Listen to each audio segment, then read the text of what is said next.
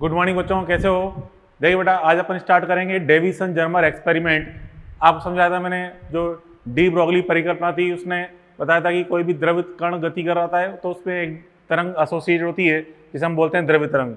इसको प्रूव किया था बच्चों डेविसन जर्मर साइंटिस्ट ने।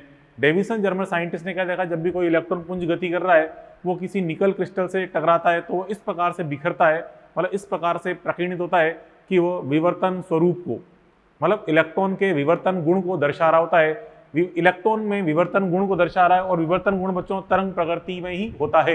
इससे पता चलता है कि गतिशील इलेक्ट्रॉन में भी कोई ना कोई तरंग प्रकृति उपस्थित है। तो किस प्रकार से इसने एक्सपेरिमेंट किया था, चलो उसको देखते हैं अपन। यहाँ देखिए बच्चों, यहाँ से स्टार्ट करते हैं इलेक्ट्रॉन गन से। ये इलेक्ट्रॉन गन है। इलेक्ट्रॉन गन किस काम आती है बच्चों? वे इलेक्ट्रॉन्स को उच्च गतिज ऊर्जा प्रदान करने में। ये इलेक्ट्रॉन पुंज है, इसकी जो काइनेटिक एनर्जी होगी, गतिज ऊर्जा होती है बच्चों E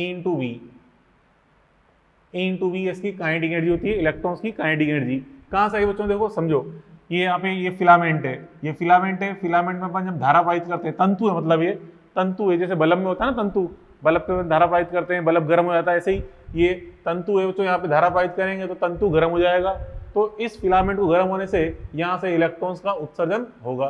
तो इस इलेक्ट्रॉन का उत्सर्जन होगा तो इलेक्ट्रॉन उत्सर्जन होकर यहाँ पे अंदर प्रवेश करेंगे। और तो यहाँ पे दो चक्तियां हैं जिसमें अपन छेद कर रखा है, ठीक है।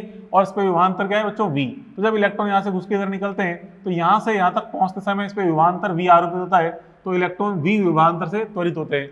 इलेक्ट्रॉन V विभवांतर से त्वरित होते हैं। यहाँ पे इलेक्ट्रॉन का वेग नगण्य था, जब यहाँ से उत्सर्जन हुआ नगण्य वेग से उसी हुआ, परंतु जब यहाँ पे इस छिद्र से इस छिद्र तक पहुंचे तो उसको V विभवांतर से त्वरित त्वरण मिला।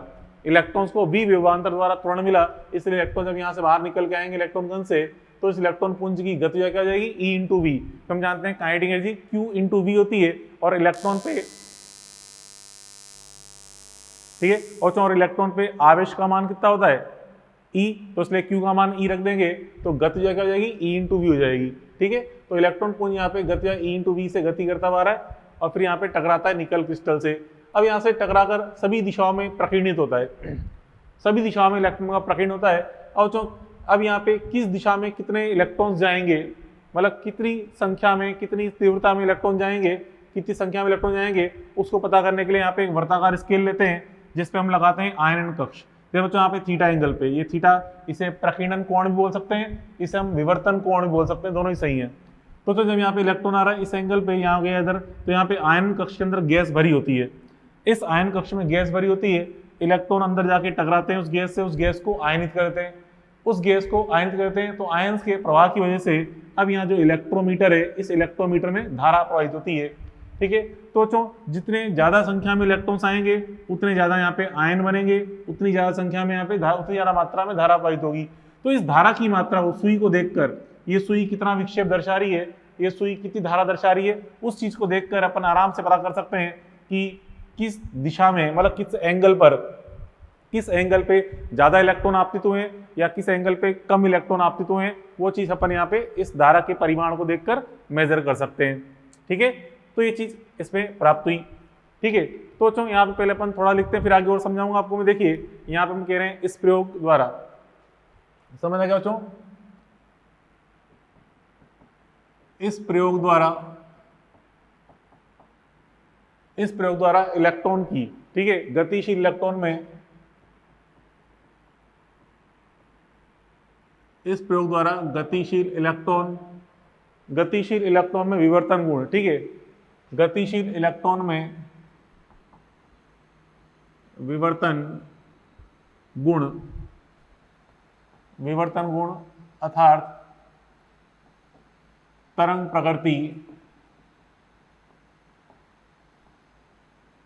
प्रकृति को निकल क्रिस्टल द्वारा प्रकीर्णन, निकल क्रिस्टल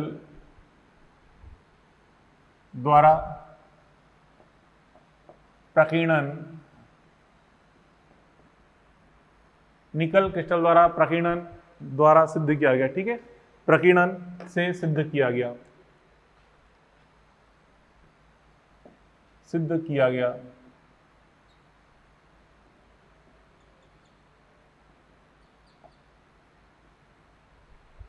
ठीक है। अब यहाँ पे क्या होता है, यहाँ पे निकल क्रिस्टल, देखिए क्या लिखा है आगे, क्या समझे आपको, निकल क्रिस्टल से विवर्तन के पश्चात, निकल क्रिस्टल से विवर्तन बोल लो या प्रकीर्णन बोल लो, एक ही बात है। निकल क्रिस्टल से विवर्तन भी कह सकते हैं, प्रकीर्णन भी कह सकते हैं। चलो प्रकीर्णन लेते हैं। प्रकीर्णन के पश्चात निकल क्रिस्टल से प्रकीर्णन के पश्चात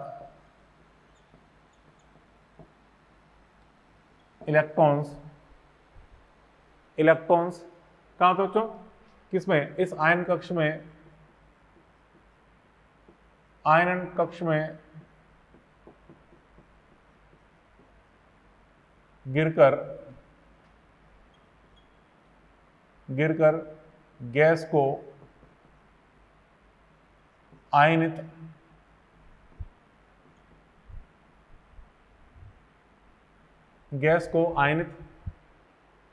कर देते हैं, जिससे इलेक्ट्रोमीटर में, ठीक है, मतलब आयनों के प्रवाह के कारण, ठीक है, जिससे आयनों के प्रवाह के कारण इलेक्ट्रोमीटर में, आयनों के प्रवाह के कारण इलेक्ट्रोमीटर में धारा प्रवाहित होती है।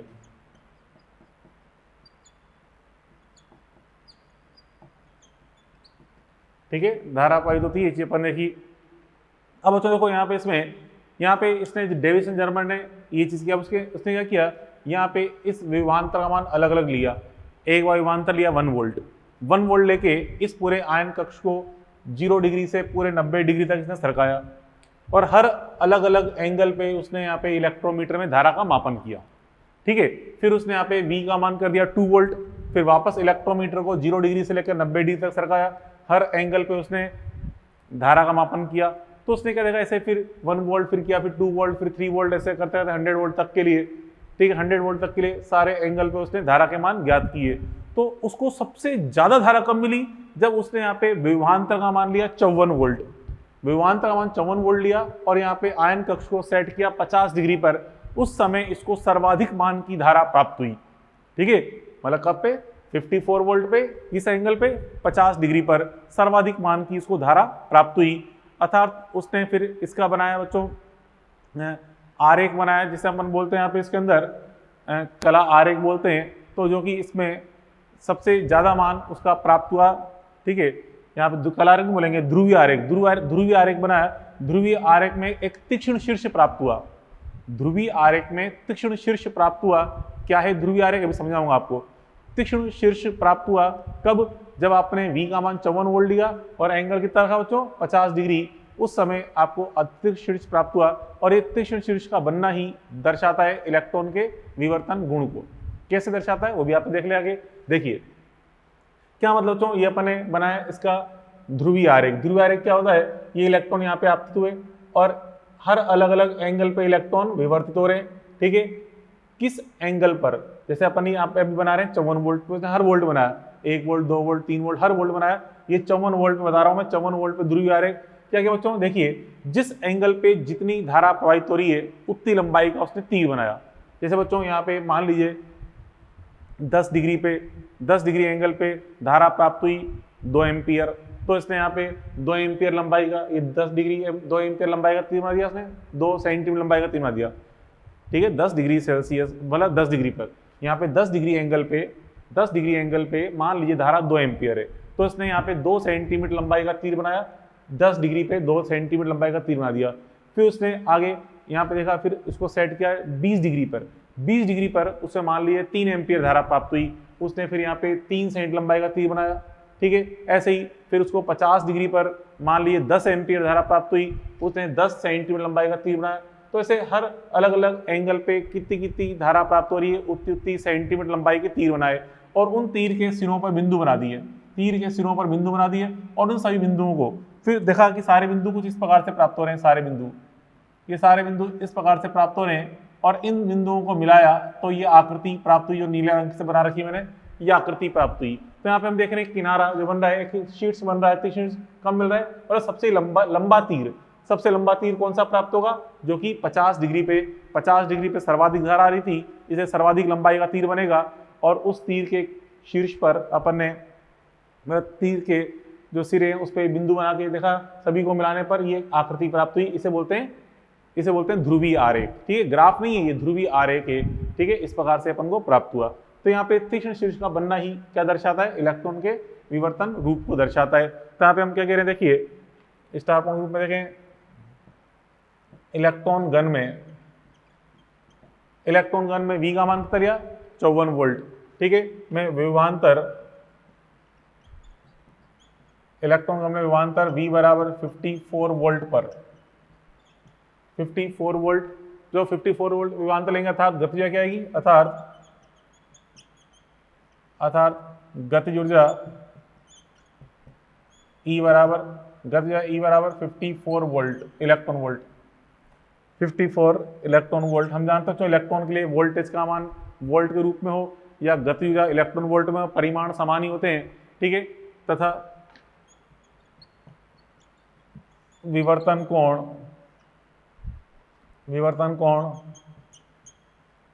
थीटा बराबर 50 डिग्री। बच्चों विवर्तन कोण लिखा हुआ है या प्रकीर्णन कोण एक ही बात है। ठीक है, थीटा बराबर 50 डिग्री, जैसे यहाँ पे आपसे थीटा क्या है, विवर्तन कोण बोल सकते हैं, प्रकीर्णन कोण बोल सकते हैं। थीटा बराबर 50 डिग्री पर इलेक्ट्रोमीटर में अधिकतम धारा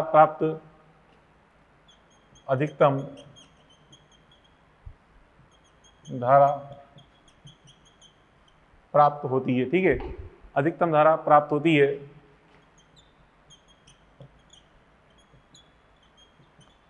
इस स्थिति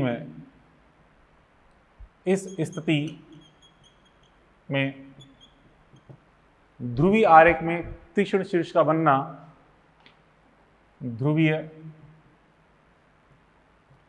आरेख में तीक्ष्ण शीर्ष, ध्रुवीय आरेख में तीक्ष्ण शीर्ष का बनना, ध्रुवीय आरेख में तीक्ष्ण शीर्ष का बनना क्या दर्शाता है बच्चों, ध्रुवीय आरेख में तीक्ष्ण शीर्ष बनता है जो कि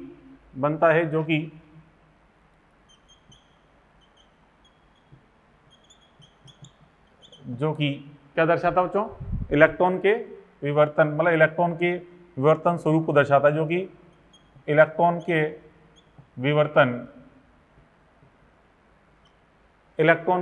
विवर्तन प्रकृति को दर्शाता है। ठीक है, क्योंकि इलेक्ट्रॉन में विवर्तन प्रवृत्ति, इलेक्ट्रॉन में विवर्तन गुण अर्थात तरंग प्रकृति को दर्शाता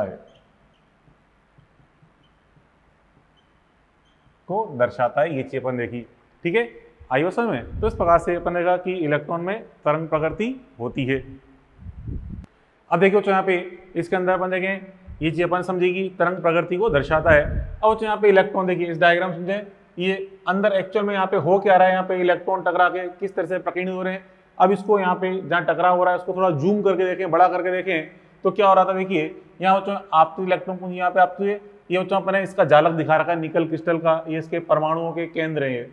ठीक है, ये इसके परमाणुओं के केंद्र दिखा रखे हैं। तो बच्चों यहाँ पे ये डी क्या है, अंतर परमाणु दूरी, inter atomic distance capital D है।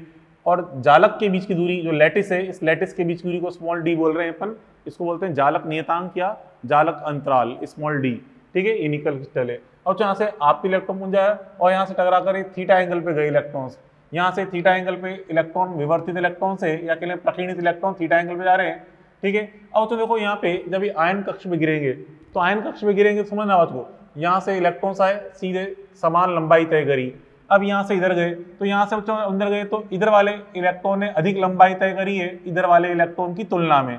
तो दोनों में पथांतर कितना है, तो इसके लिए यहाँ से अभिलंब डालें, तो इस अभिलंब के इधर तो दूरियां बराबर है, परंतु ये दूरी एक्स्ट्रा तय करी किसने, इधर वाले इलेक्ट्रॉन ने। ये इस इलेक्ट्रॉन ने ये दूरी एक्स्ट्रा तय करी, कितनी आएगी, ये थीटा है, तो इधर से 90 माइनस थीटा, ये 90 माइनस थीटा है, तो इसको बनना पड़ेगा थीटा।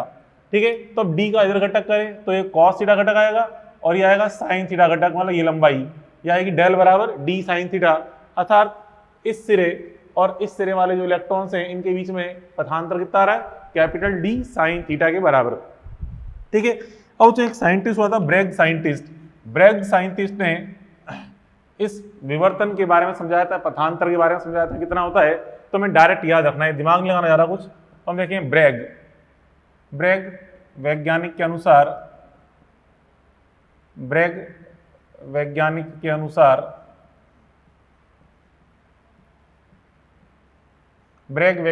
बच्चों nth क्रम के विवर्तन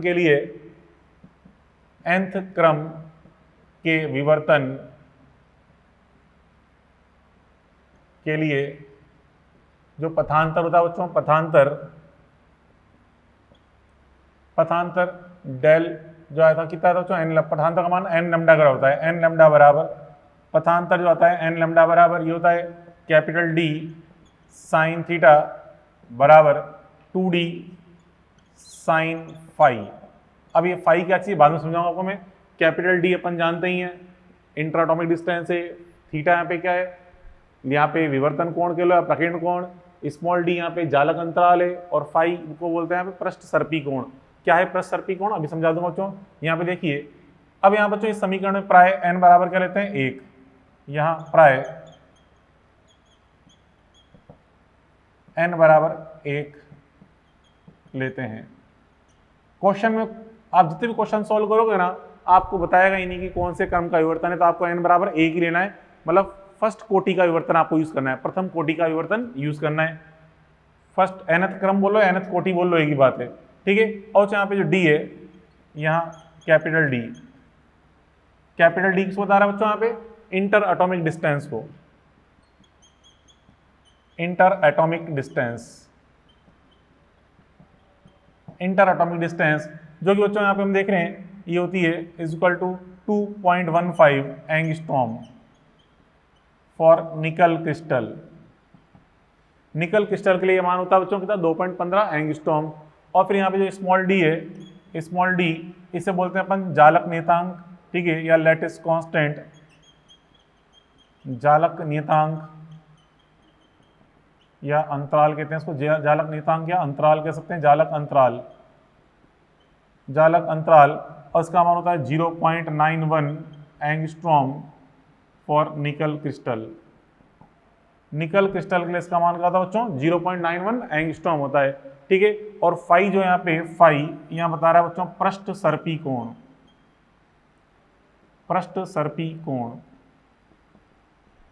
और जो पृष्ठ सर्पी कोण क्या है इसको समझना चाहें। देखिए, ये अभी अपन ने निकल क्रिस्टल बनाई है, ये निकल क्रिस्टल दिखा रखा है इस प्रकार से, ये निकल क्रिस्टल है। ठीक है, ये इसके परमाणु दिखा दिए अपन ने, निकल क्रिस्टल के परमाणु के केंद्र बिंदु है, निकल क्रिस्टल के परमाणुओं के केंद्र बिंदु। ठीक है, अब यहाँ पे देखिए इसमें समझना बात को, यहाँ उसमें ये इलेक्ट्रॉन इस तरह से आ रहे हैं, यहाँ से इस तरह से इलेक्ट्रॉन आ रहे हैं। ठीक है, और यहाँ से ये इलेक्ट्रॉन थीटा एंगल पे प्रकीर्णित हुए, इस जगह ये एंगल थीटा है, सतह पे लंबता है और थीटा एंगल पे प्रकीर्णित हुए। अब तो यहाँ पे इस प्रकीर्णन को अगर मैं परावर्तन के अनुसार समझना चाहूँ, प्रकीर्णन को अगर अपन परावर्तन की दृष्टि से देखें, परावर्तन की दृष्टि से, तो देखो अपन जानते हैं, मैं अच्छा एक काल्पनिक रेखा में खींच रहा हूँ, इस तरह खींच रहा हूँ काल्पनिक रेखा, ये काल्पनिक रेखा खींची मैंने इस तरह से कि इधर का एंगल और इधर का एंगल बराबर है। ये मैंने काल्पनिक रेखा खींची, वर्चुअल लाइन। ठीक है, एक हमने काल्पनिक रेखा खींची, काल्पनिक रेखा इस प्रकार से खींची कि ये एंगल और ये एंगल बराबर है। तो जो अपन जानते हैं, जब भी कोई किरण, ये सतह किरण एस पे आई टकराकर यहाँ से लौट गई, तो आते समय जितना सतह से एंगल बन रहा है, टकराने के बाद भी सतह से उतना एंगल बन रहा होता है। ठीक है, आते समय सतह से इतना एंगल है, टकरा के जाने के बाद भी सतह से उतना एंगल बन रहा होता है, तो दोनों एंगल क्या होते हैं, बराबर। इसी को अपन बोल रहे हैं यहाँ पे फाई, पृष्ठ सर्पी कोण। मतलब यहाँ पे विवर्तन को अगर अपन परावर्तन के रूप से समझना चाहते हैं, तो यहाँ पे हमने एक काल्पनिक रेखा खींच रहे हैं, तो यहाँ पे दोनों तरफ एंगल क्या बन रहे हैं, समान बन रहे हैं, तो उस समय ये एंगल पृष्ठ सर्पी कोण बन रहा है। तो जो यहाँ पे अपन देखें, इसमें फाई प्लस थीटा, इन तीनों का योग कितना होना चाहिए, 180 डिग्री। तो 180 डिग्री, तो यहाँ पे 2 फाई बराबर 180 माइनस थीटा, तो यहाँ से फाई बराबर क्या जाएगा, फाई बराबर हो जाएगा 2 का भाग लगा दो 90 डिग्री माइनस θ/2। ठीक है, इस प्रकार से अपन ये प्रस्तरपी कोण और विवर्तन कोण में ये एंगल में रिलेशन अपन देख सकते हैं। ठीक है, ये इनमें रिलेशन होता है। आई बस समझ में? ठीक है, अब देखो अपन यहाँ पे देखा कि V बराबर 54 वोल्ट, V बराबर 54 वोल्ट पे तथा थीटा बराबर 50 डिग्री पर हम देखा था कि हमें कला आरेख ध्रुवीय आरेख है उसमें तीक्ष्ण शीर्ष प्राप्त हुआ था। ठीक है, तो इस स्थिति में अपन देखें ब्रैग समीकरण क्या बनती है हमें देखें। फर्स्ट ऑर्डर डिफ्रैक्शन के लिए, प्रथम कोटि के वर्तन के लिए समझो क्या कह रहा हूं मैं। हम लगाओ अभी थीटा बराबर हम लगाओ V बराबर 54 वोल्ट, V बराबर 54 वोल्ट तथा V बराबर 54 वोल्ट तथा थीटा बराबर 50 डिग्री पर, थीटा 50 डिग्री पर तीक्ष्ण शीर्ष प्राप्त होता है। इस स्थिति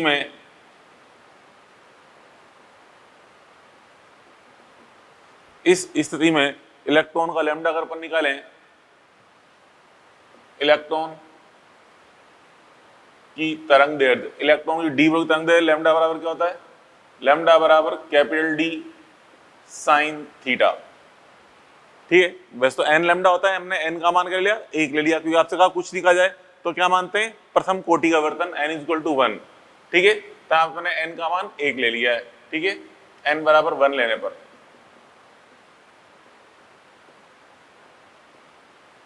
ये लिया अपन ने, n का मान 1 लिया है, तो लैम्डा बराबर क्या आ गया? D sine theta. ठीक है, अब यहाँ पे देखिए लैम्डा का मान यहां से अपन देखते हैं, ये निकालें लैम्डा मान क्या होगा, इसलिए लैम्डा बराबर डी का मान बताया था 2.15 एंगस्ट्रॉम होता है। ठीक है, साइन 50 डिग्री। और जो इसको सॉल्व करें तो उसको सॉल्व करने में जो मान आपको प्राप्त होता है ये 1.65 एंगस्ट्रॉम आता है मान, 1.65 एंगस्ट्रॉम ये मान आपको प्राप्त होता है, 1.65 एंगस्ट्रॉम। ठीक है, ये तो बने क्या निकाला बच्चों? Theoretical value. ठीक है, मतलब सॉरी प्रैक्टिकल वैल्यू निकली, इस प्रयोग के द्वारा मान निकाला गया है, इसे बोलते हैं प्रायोगिक मान। प्रायोगिक मान ये अपन निकाला, प्रायोगिक मान प्राप्त हुआ 1.65 एंगस्ट्रॉम। ठीक है, अब बच्चों जो डी ब्रॉगली ने सूत्र बताया था एक बार उससे भी निकाल के कितना आता है। कहां से हम देखें, डी ब्रॉगली के अनुसार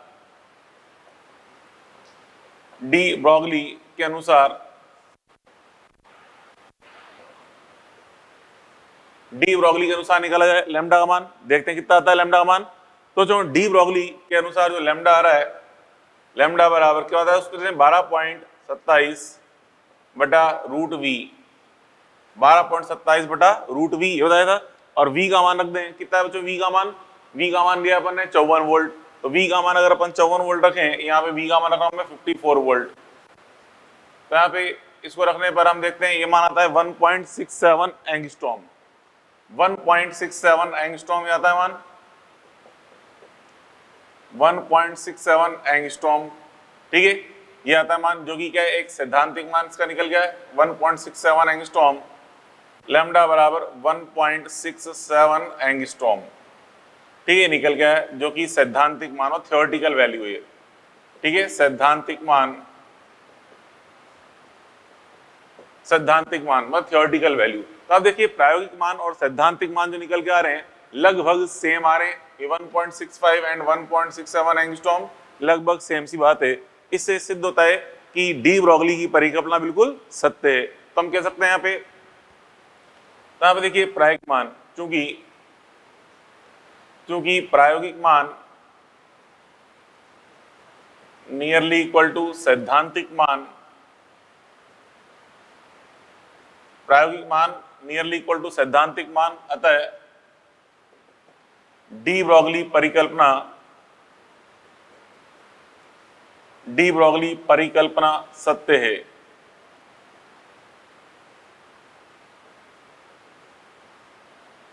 तो इस प्रकार बच्चों यहाँ पे डेविसन जर्मर ने अपने प्रयोग द्वारा डी ब्रोगली की परिकल्पना को सत्य सिद्ध किया, ये अपन ने देख लिया। ठीक है, अब यहाँ पे देखो आप जानते हैं कुछ नहीं कहा जाए तो अपन क्या लेते हैं, प्रथम कोटि का विवर्तन। चलो थोड़ा सा और समझाऊं इसके बारे में आपको एक्स्ट्रा में। देखिए यहाँ पे अपन देखें स्टार पॉइंट ग्रुप में प्रथम कोटि के विवर्तन के लिए देखिए फर्स्ट कोटि मतलब n का मान 1, फर्स्ट कोटि के विवर्तन हेतु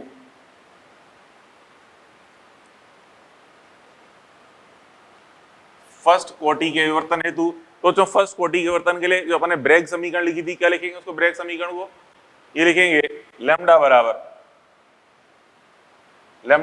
क्या लिखा था अपन ने, डी साइन थीटा बराबर 2d साइन फाई। ठीक है, लैम्डा बराबर डी साइन थीटा बराबर 2d साइन फाई, एन का मान अपन ने 1 ले लिया है। और यही लैम्डा बच्चों ये हम देखते हैं, तो लैम्डा किससे निकाली बच्चों, ये सूत्र तो डेविस जर्मर प्रयोग से लैम्डा निकल के आई। और ये लैम्डा हम देखा किसके बराबर आती है, डी ब्रोगली के सूत्र के बराबर, मतलब डी ब्रोगली की परिकल्पना के बराबर आती है। तो उसको लैम्डा को मैं लिखता हूं या 12.27 बटा रूट वी, लिखते हैं इस प्रकार से 12.27 बटा रूट वी बराबर लैम्डा, ये क्यों लोग, या लैम्डा बराबर डी साइन, तक लैम्डा का मान इतना ही होता है 12.27 बटा रूट वी के बराबर। ठीक है, तो ये समीकरण इंपॉर्टेंट है, इस पे आते हैं न्यूमेरिकल। अब यहाँ पे उसमें देखें अगर मैं यहाँ से साइन थीटा का मान निकालूं, साइन थीटा, तो देखिए क्या आएगा, इसलिए यहां से निकालें साइन थीटा बराबर कितना बनेगा, लैम्डा अपॉन डी, और यहां से निकालूं अच्छा साइन फाई, यहाँ पे थीटा नहीं है, क्या है साइन फाई, ये साइन फाई लिखते हैं साइन फाई।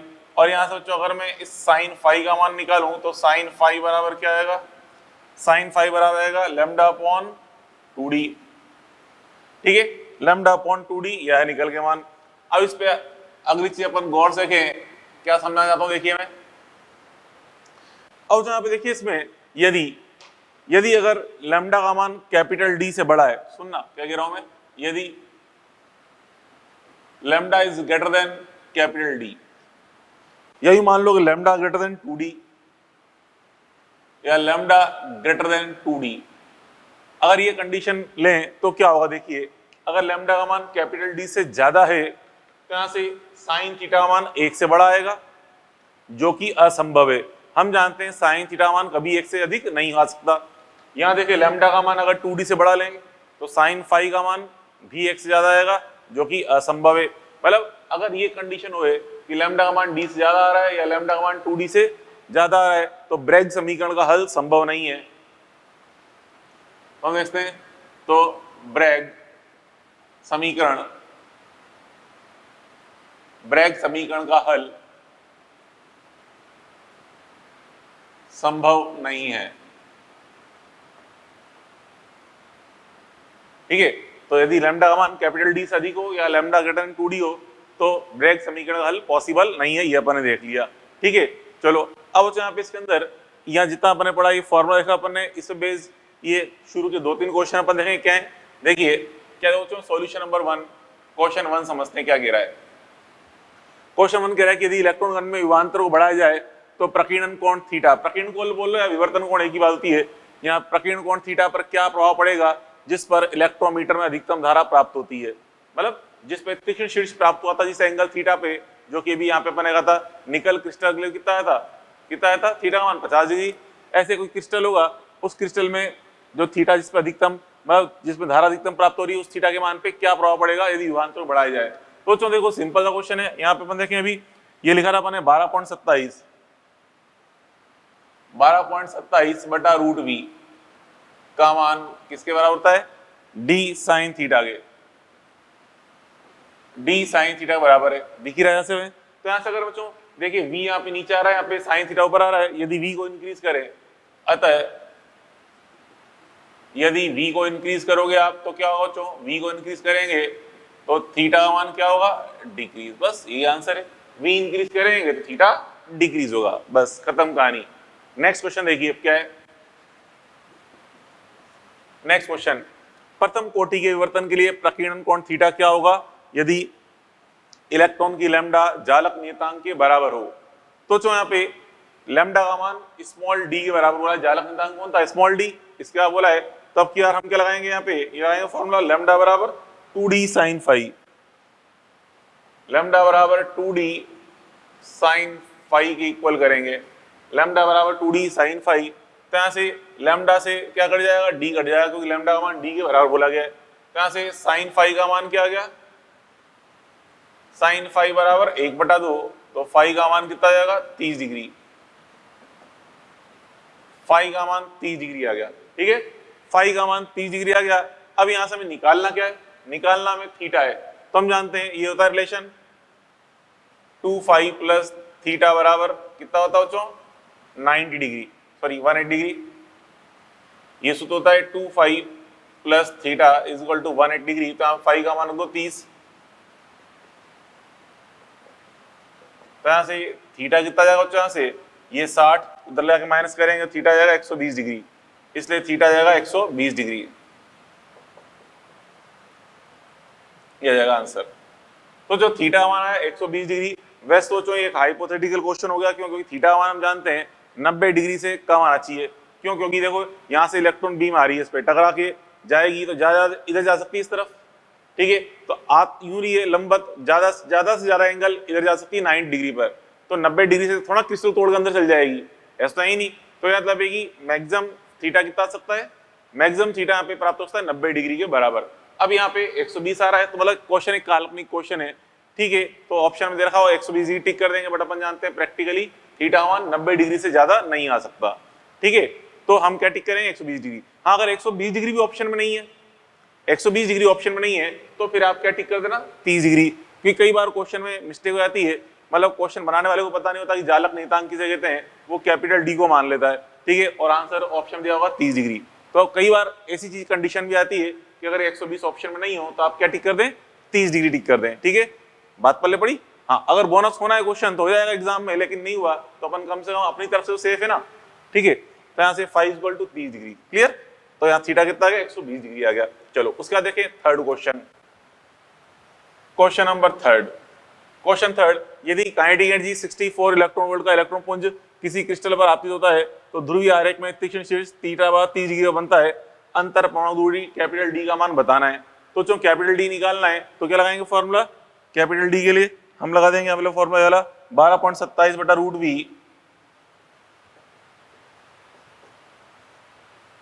12.27/√v। अच्छा बच्चों देखो यहाँ पे इसमें आपको काइनेटिक एनर्जी कितनी दे रखी है क्वेश्चन में? काइनेटिक एनर्जी का मान दिया हुआ है 64 electron volt. Kinetic energy electron जो काइनेटिक एनर्जी है 64 इलेक्ट्रॉन वोल्ट है, ठीक है। इसलिए यहाँ पे वोल्टेज का मान क्या हो जाएगा बताइए? V बराबर 64 वोल्ट होगा, नहीं होगा? क्योंकि आपसे कहा था मैंने इलेक्ट्रॉन के लिए जो काइनेटिक एनर्जी इलेक्ट्रॉन वोल्ट में होती है उतना ही वोल्टेज अपन लेते हैं वोल्ट के रूप में, ठीक है। अब लगा दें फॉर्मूला वाला कौन सा? ये 12.27/√v is equal to capital D sine theta. Capital D sine theta इसका यूज करेंगे तो 12.27/√v। v का मान कितना रहेगा? 64 वोल्ट, ये रख दो 64, कैपिटल डी साइन 30 का मान। हमें थीटा कितना दिया है बच्चों क्वेश्चन में? 30 डिग्री। ये एंगल हमें देखा है 30 डिग्री दिया हुआ है, एंगल 30 डिग्री। साइन 30 का मान क्या होता है? 1/2, ठीक है। अब यहां से इसको सॉल्व कर निकाल लेंगे। √64 का वर्गमूल करेंगे कितना आता है? 8 आता है। फिर 2 से 8 4 बार कट जाएगा, 4 का इसमें भाग लगा दो, 12.27 में 4 का भाग लगा देंगे तो यहाँ से कैपिटल डी बराबर, ठीक है। तो सिंपल सी कैलकुलेशन है, कैपिटल डी का मान निकाल लोगे तो यहाँ से आप देख सकते 3.06 एंगस्ट्रॉम बन जाएगा। डिवाइड करेंगे तो 3.06 एंगस्ट्रॉम यह आ जाएगा इसका आंसर, ठीक है। तो इस तरह से अपन ने ये 3 क्वेश्चन अपन ने देख लिए। उसके बाद फिर अपन अब देखें नेक्स्ट पॉइंट, हाइजेनबर्ग का अनिश्चितता का सिद्धांत। यहाँ तो बच्चों अपन ने क्या पढ़ लिया है? यहाँ तो अपन ने डेविसन जर्मर एक्सपेरिमेंट पूरा कर लिया, कंप्लीट हो गया है। इस पे जो 2-3 अच्छे क्वेश्चन बनते थे ये भी अपन ने सॉल्व कर लिए, ठीक है। अब यहाँ पे अपन देखते हैं नेक्स्ट हाइजेनबर्ग का अनिश्चितता का सिद्धांत। तो देखिए बच्चों हाइजेनबर्ग का अनिश्चितता सिद्धांत क्या है? देखिए इधर देखें,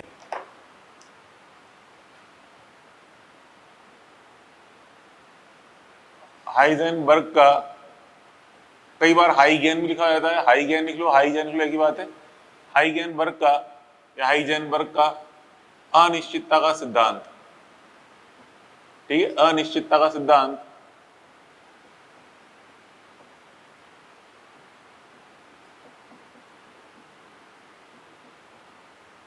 हाइजेनबर्ग का अनिश्चितता का सिद्धांत। कई बार हाई गेन भी लिखा हुआ है, टेंशन ना ले, हाई गेन लिखो या हाइजेनबर्ग का अनिश्चितता का सिद्धांत। तो इसके अनुसार क्या है कि जब भी कोई कण गतिशील अवस्था में, कोई कण गतिशील अवस्था में, उसका अगर अपन ऑब्जर्व कर रहे हैं, उस गतिशील कण को ऑब्जर्व कर रहे हैं, तो उसकी गति का, उसकी स्थिति का और उसके संवेग का, उसकी स्थिति और उसके संवेग का बिल्कुल यथार्थ मापन असंभव है। यथार्थ मापन असंभव है, दोनों को एक साथ, मतलब एक साथ स्थिति और संवेग का मापन असंभव है। 100% ट्रू, मतलब 100% सही तरीके से मापन असंभव है।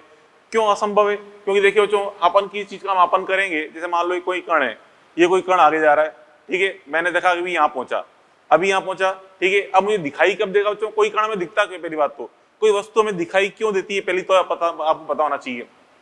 क्योंकि बच्चों वस्तु से जो प्रकाश किरण हमारी आंखों तक पहुंचती है, वस्तु से प्रकाश किरण जब हमारी आंखों तक पहुंचती है, जब हमारी आंखों तक पहुंचेगी तभी हमें वस्तु वो दिखाई देती है, ठीक है। अभी बच्चों वस्तु यहाँ गति करती हुई थी, यहाँ पे थी, हमें वस्तु दिखी, हमें लगा वस्तु यहाँ पर है, ठीक है। जब यहाँ से किरणें हमारी आंखों तक पहुंचेगी तो कुछ टाइम तो लगेगा, कुछ समय लगेगा, इतनी देर में वस्तु आगे निकल गई। तो जब किरण हमारी आंखों तक पहुंची, हमें लगा वस्तु यहाँ पे थी, लेकिन वस्तु कहाँ पहुंच चुकी है? यहाँ पे, ठीक है। तो हमारी आंखें तो कह रही है कि वस्तु यहाँ पर है, जबकि एग्जैक्ट वस्तु कहाँ पहुंच चुकी है? यहाँ पहुंच चुकी है, ठीक है। तो हमने वस्तु को देखकर उसकी स्थिति और उसके वेग संवेग के बारे में मापन किया, तो हमें उसमें कुछ अनिश्चितता प्राप्त होगी, क्योंकि वस्तु थोड़ी अपनी स्थिति परिवर्तित कर चुकी है। हमें लग रहा है कि वस्तु यहाँ पे थी, लेकिन वस्तु यहाँ पहुंच चुकी थी, ठीक है। तो ये चीज अपन कह रहे हैं कि इसमें अनिश्चितता होती है दोनों की स्थिति और मापन में। तो वो अनिश्चितता कैसे होती है उसको अपन देखने जा रहे हैं। तो यहां से हम कह रहे हैं, देखो इसके अनुसार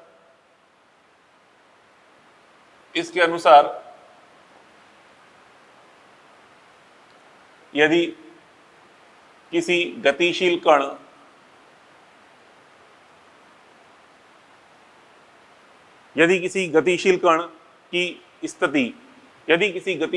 की स्थिति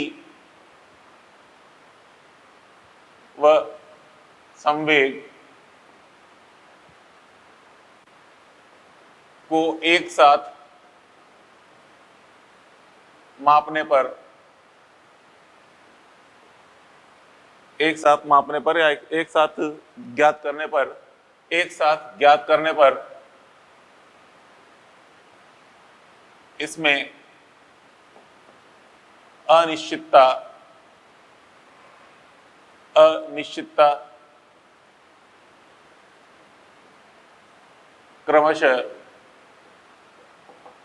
क्रमशः डेल्टा एक्स तो क्या बच्चों? स्थिति में अनिश्चितता व संवेग में अनिश्चितता डेल्टा पी एक्स हो, तो सदैव इनका जो गुणनफल है, मतलब स्थिति और संवेग में अनिश्चितता का जो गुणनफल है delta x dot delta P x, इसके गुणनफल का मान सदैव ग्रेटर देन इक्वल टू बच्चों h कट बाई 2 होता है, ठीक है। h कट बाई 2 होता है। जहां जो h कट आपको दिख रहा है, इस h कट का मान क्या बताता हूं देखो मैं। जहां h कट इक्वल टू, जहां ये जो h कट अपन लिखा है, ये h पे कट का सिंबल है। h कट इक्वल टू क्या बच्चों? h अपॉन 2 पाई, जो प्लांक नियतांक अपन देखते हैं ना, प्लांक नियतांक बटा 2 पाई है h कट का मान। h कट बराबर h अपॉन 2 पाई, ठीक है। अब यहाँ पे h अपॉन 2 पाई है और इसका जो मान होता है ये 1.05 into 10 power -34 joule into second, ये होता है। h कट बराबर h अपॉन 2 पाई means 1.05 into 10 power -34 joule into second, ये लिखते हैं अपन, ठीक है। अब बच्चों देखो क्वेश्चन न्यूमेरिकल में क्या आता है, कई बार पूछ जाता है जैसे कि x में स्थिति में अनिश्चितता इतनी है, तो संवेग में अनिश्चितता कितनी होगी, और ऑप्शन में ग्रेटर देन इक्वल टू का साइन लगे होते हैं सारे ऑप्शन में कि संवेग में अनिश्चितता इससे ज्यादा होगी, इससे ज्यादा होगी या इससे ज्यादा होगी, तो हम इससे निकाल लेंगे। लेकिन कई बार क्वेश्चन ही होता है कि इस स्थिति में अनिश्चितता का एग्जैक्ट मान दिया होता है और संवेग में अनिश्चितता का एग्जैक्ट मान पूछ लेता है।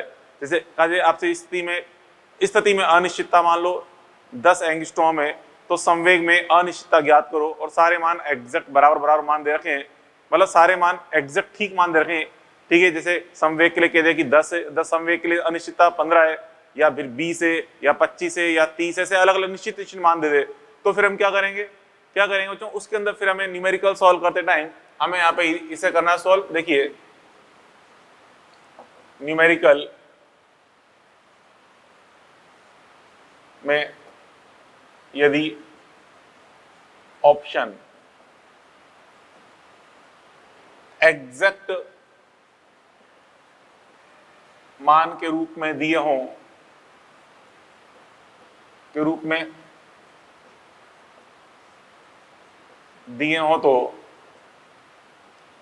तो जो फिर हम क्या लगाएंगे, तो ये लगाएंगे delta x dot delta P x बराबर एच कट इसके अनुसार निकालें। क्योंकि बड़े डाउटेबल चीज है, कई बार क्वेश्चन में इससे निकाल लेता है आंसर, कई बार इससे निकाल लेता है। हर बुक में किसी बुक में ये लिखा होता है, किसी बुक में लिखा होता है, तो टेंशन नहीं होती है। आपको ट्रिक समझाई उससे करोगे, कहीं किसी आंसर में कोई मिस्टेक आपको नहीं मिलेगी, सारे आंसर सही आपको मिल जाएंगे। ठीक है, तो यहाँ पे ये भी सही है, ये भी सही है, लेकिन क्वेश्चन पे डिपेंड करेगा क्वेश्चन किस तरह पूछ रहा है। ऑप्शन अगर greater than equal to group में दे रखें तो उसका उपयोग करेंगे, ऑप्शन अगर एग्जैक्ट बराबर दे रखें तो इस चीज का उपयोग करके अपन निकाल लेते हैं। ठीक है, बात पहले पड़ी, तो हम इसके बराबर करके निकाल लेंगे, मतलब एच कट मतलब 1.05 बराबर 1.05 इंटू 10 पावर माइनस 34 से सॉल्व करके अपन निकाल लेते हैं। ठीक है, ऐसे बच्चों ये तो अपन ने एक्स और संवेग के बारे में, स्थिति और संवेग के बारे में। इसके अलावा ऊर्जा और समय, उसके अलावा कोणीय विस्थापन और कोणीय संवेग इत्यादि के लिए अपन ऐसा कर सकते हैं। मतलब देखिए, तो यहाँ पे साथ के अपन देखें, जो भी अपन ने कहा तो इससे लिखा अपन है संवेग के लिए और स्थिति के लिए। ठीक है, इसी प्रकार ऊर्जा व समय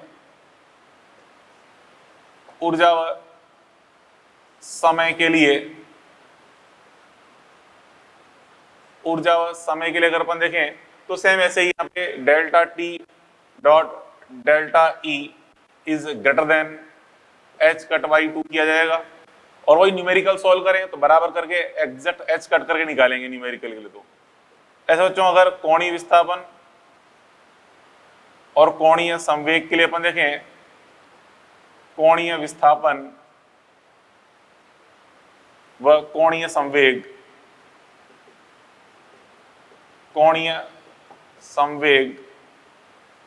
के लिए, कोणीय विस्थापन व कोणीय संवेग के लिए देखें तो लगाते हैं delta theta into delta J is greater than H cut by 2। ठीक है, यहां भी अगर एग्जैक्ट मान पूछ ले तो बराबर एच कट के बराबर करके सॉल्व करते हैं अपन। ठीक है, चलो अब एक क्वेश्चन देखें इस पे, सॉल्यूशन नंबर 4। देखिए चौथा क्वेश्चन क्या है, यदि एक गतिशील इलेक्ट्रॉन स्थिति में, एक गतिशील इलेक्ट्रॉन की स्थिति में अनिश्चितता, गतिशील इलेक्ट्रॉन की स्थिति में अनिश्चितता 0.1 नैनोमीटर हो तो डेल्टा पी एक्स का मान बताना है क्या होगा। अब देखिए इक्वल पूछा गया यहाँ पे, डेल्टा पी एक्स किसके बराबर होगा, तो इक्वल ग्रुप में अगर आपको निकालना है तो फिर आपसे कहा मैंने इस चीज का उपयोग करेंगे, मतलब ये लगाएंगे अपन delta x dot delta P x बराबर एच कट का उपयोग करेंगे। तो डेल्टा एक्स का मान दे रखा है 0.1 नैनोमीटर, तो 0.1 नैनोमीटर को हम लेंगे 0.1 into 10 power minus 9 metre into delta P X और बराबर एच कट का मान कितना बच्चों, एच कट का मान होता है 1.05 इंटू 10 पावर माइनस 34 ये रखेंगे, और ये बच्चों कितना हो गया 10 पावर माइनस 10 हो गया, तो 10 पावर माइनस 10 को डिवाइड कर दें तो क्या जाएगा delta P X equal to